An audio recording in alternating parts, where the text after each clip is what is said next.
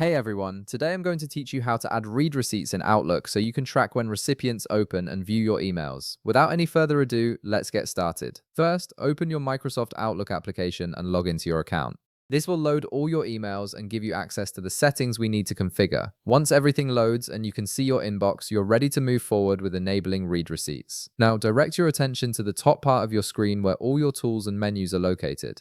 You'll see a row of tabs there, and you need to click on the File tab. This opens up your main Outlook menu where you can access various account settings and configuration options. The File menu is your gateway to customizing how Outlook works for you. Once the File menu opens, look toward the bottom of this menu. You'll find an option labeled Outlook Options. Go ahead and click on it. This will open a new window called the Outlook Options window, which contains all the detailed settings for your Outlook application. This is where you can control everything from how your emails display to how Outlook handles message tracking. In the Outlook options window, take a look at the left side menu. You'll see several tabs listed there for different categories of settings. Click on the Mail tab. This section specifically handles all your email composition and delivery settings. Once you're in the Mail tab, you'll need to scroll down through the various options available. Keep scrolling until you locate the Tracking section. This section controls how Outlook monitors your sent messages and notifies you about recipient activity. Under the Tracking section, you'll see a checkbox next to the option that reads Read Receipt, confirming the recipient viewed the message. This is the key setting we're looking for.